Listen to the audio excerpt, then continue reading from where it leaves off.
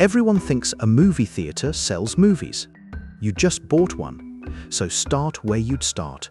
You show a film, you sell a ticket, you keep whatever's left. That's the business, roughly. Except the film on your marquee isn't yours. You don't own it, you don't set its price, and some weeks you are not allowed to take it off your own screen. By the end of this, you'll know why the better a movie does, the less of it you keep, why the thing that fills your seats is bait, and why every serious operator in this business lives and dies by something the audience walks straight past on the way in. Start with the price, because it's the part that won't scare you. You have the money for this several times over. That was never the question. The question is what the money buys. Building a modern screen from scratch is the expensive way in. High six figures per screen once you've paid for the seats, the sound, the projection, and the permits. So nobody serious builds. You buy a house that already exists. And here's the strange part. They're cheap across the broad category of theaters and nightclubs.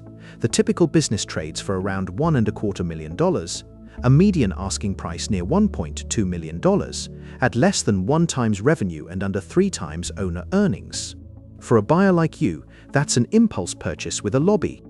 Take a real one on the market right now. The historic Howell Theater in Michigan, 2 screens, 212 seats in one auditorium, 157 in the other, opened in 1928, is listed at $1.2 million, and that price includes the building, plus 3 renovated apartments upstairs that pay you $4,175 a month, whether anyone buys a ticket or not. Now watch what cheap really means. In Cedar Rapids, a 12-screen multiplex, 46,000 square feet of building, was assessed at more than $1.8 million. In December 2024, it sold at auction for $750,000. Keep that number. 12 screens for less than a modest suburban house. And the buyer isn't reopening it as a cinema, he's turning it into a trampoline park. That's the tell. When a working asset sells for a fraction of its own bricks, the market is pricing in something the building won't tell you. So before you sign anything, you need one answer. Why is it this cheap? Because you don't control your own product. And to see how little, you need one piece of jargon: film rental. Film rental is the cut of every ticket that goes back to the studio that made the movie. In plain terms, it's rent on the film, and it is the single biggest line on your books. In 2024, Cinemark, the 3rd largest chain in the country, reported to the SEC that about 56 cents of every admissions dollar went to film rental and advertising. Overwhelmingly, that's the studio's cut. 56% is the blended average across every film every week. On the movies you actually want, the big opening everyone lined up for, it's worse. In week 1 of a major release, the studio takes 60 to 65%, and Disney is the one holding the 65. Read that the way an owner has to. On the night your house is packed, showing the biggest film in the country, you keep about a third of the door. The fuller the seats, the bigger the star, the more the studio takes. And the terms don't stop at the money. When you book that film, you agree to a holdover, a minimum run, the number of weeks you're contractually forced to keep it on the screen. Disney made theaters hold Tron, Ares for 2 weeks. Universal made them hold Wicked, for good, for 3. For a 20-screen multiplex, a holdover is paperwork. For a 1 or 2 screen owner, it's a cage. Theaters locked into that 3-week Wicked run could not open the #1 movie in the country the weekend it came out. Their only screens were already spoken for. They watch the biggest release of the month play down the road. And if you don't like the terms, the studio can simply decline to send you the next one. Ask Mike Peters, who runs the 107-year-old Fox Theater in Walsenburg, Colorado, population 3,000, and got a call from Disney's lawyers over one unauthorized screening of Hocus Pocus. Your product can be switched off by a legal department you will never meet. So here's what you do control: the machine that plays the film, which turns out to be the most quietly humiliating part of the whole arrangement. The film arrives as a DCP, a digital cinema package. In plain terms, it's the movie as a batch of encrypted files, shipped to you on a rugged hard drive by courier or beamed down by satellite, which is how about 3/4 of screens now get it. But the drive is locked. To play it, you need a second thing the studio sends separately. A KDM, a key delivery message. It's a digital key, encrypted, so it only works on your specific projector, in your specific building. And the key comes with an expiration date baked in. The KDM decides the exact minute your projector is allowed to decrypt the film and the exact minute it stops. Run the movie a day early. The projector refuses. Try to hold it past your window, it goes dark on its own. The studio squeeze isn't a metaphor here. The studio is holding the physical key to your screen and handing it to you on a timer. There's a fossil of that controlling your booth too. The virtual print fee, a subsidy the studios once paid to push theaters onto digital projectors that cost $150,000 apiece instead of $30. Those deals have mostly expired. The equipment's yours now. So is the repair bill. Now the other supply chain, the one nobody locks. Because while a small army of lawyers guards the film, the most profitable thing in your building arrives on an ordinary pallet. Sacks of unpopped corn, jugs of coconut oil, bags of salt, boxes of soda syrup. Nobody sends a key for the popcorn. Nobody tells you how long you're forced to sell it, or takes a cut when you do. You own that chain end to end. And that is the only sentence in this entire business that actually matters. Do the thing you should have done before you bought the place. Follow the money, one customer, one Friday night. They buy a ticket. $11, roughly the national average in 2024. It's a big opening weekend, so the studio's film rental takes about $7 of those dollars. You keep $4, and out of that $4 you pay the staff who tore the ticket, the power running the projector, and the mortgage on the room. The ticket, the reason they drove over, barely pays for itself. Then they stop at the counter and buy a large popcorn, $9. That popcorn cost you about 90 cents. The corn, the oil, the salt, the bag. There's no studio to pay, no film rental, no holdover, no key. You keep essentially all $9. One bag of popcorn at a markup north of 800% just out-earned the movie that took someone a year and $200 million to make. And this isn't a fluke of one transaction, it's the whole business, and it's in the audited numbers. In 2024, Cinemark's concession supplies, everything sold at the counter, at cost, came to just 19 cents on every concession dollar. That's an 81% margin on snacks, sitting next to a ticket that hands more than half of itself to Hollywood. Now the number that should decide how you run the place.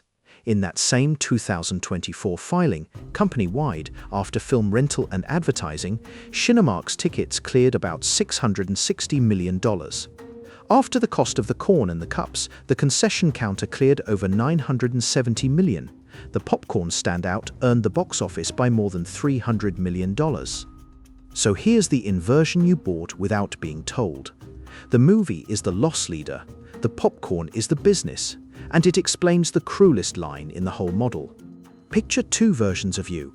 One books the year's biggest blockbuster, a packed house, and the studio takes 65% of every seat. The other books a small indie on a 50-50 split, half full. Per ticket, the indie owner keeps more of the door than the blockbuster owner does. The better the movie, the hungrier the studio, and the more you need the crowd it drags past your register. You didn't buy a movie theater. You bought a restaurant with a very expensive, studio-controlled front door, and spending at that counter is the one thing still climbing. Cinemark's average moviegoer now drops nearly $6 a head, an all-time record, the only line in the business pointed the right way. If the ticket barely pays and the popcorn does the work, the real money was never in the weekly grind. It's in building something worth buying and then selling it. For 72 years, one buyer was banned from the table. Since 1948, the Paramount antitrust decrees had forbidden Hollywood studios from owning theaters, the government's fix for studios that once controlled the film and the screen at the same time. In August 2020, a federal judge let those decrees expire. The same year, the pandemic emptied every auditorium in America. The oldest rule protecting theater owners quietly switched off. Watch who moved. In June 2024, Sony Pictures bought the Alamo Drafthouse chain for a reported $200 million, the first Hollywood studio to own theaters in more than 75 years, and Alamo had gone bankrupt in 2021. It went through Chapter 11 and still sold to a studio for 9 figures. That's the exit a smart operator plays for. Not the box office, the buyout. Build a brand a streaming release can't copy. Dine in, reserved seats, a bar, an evening out. Then sell it to someone who wants a foothold in the room.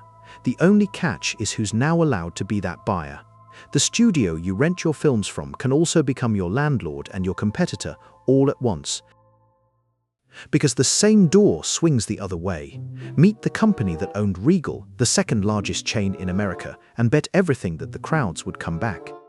Cineworld had borrowed enormously to buy Regal, then ran straight into 2020. On September 7, 2022, it filed for Chapter 11 with net debt, excluding leases, of $4.84 billion. The rescue tells you the size of the hole: a nearly $2 billion emergency loan just to keep the doors open, and a restructuring that erased about $4.5 billion in debt by handing the company to its lenders. The old owners were wiped out. And here's the mechanism, because it's the one that can catch you too. The debt didn't kill them. The debt sitting on a shrinking audience did. In 2019, Americans bought about 1.25 billion movie tickets. In 2024, they bought roughly 800 million, more than a third of the audience gone, and it has never come back.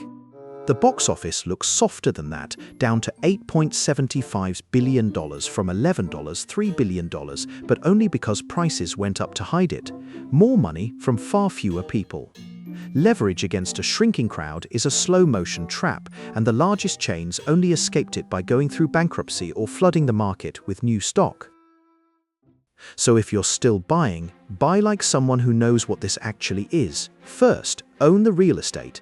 When the screens can't carry it, the building still can. Ask the man turning 12 of them into a trampoline park. Second, live on the concession counter and treat the film as marketing, the cost of getting a hungry crowd into the room. Third, never borrow against attendance.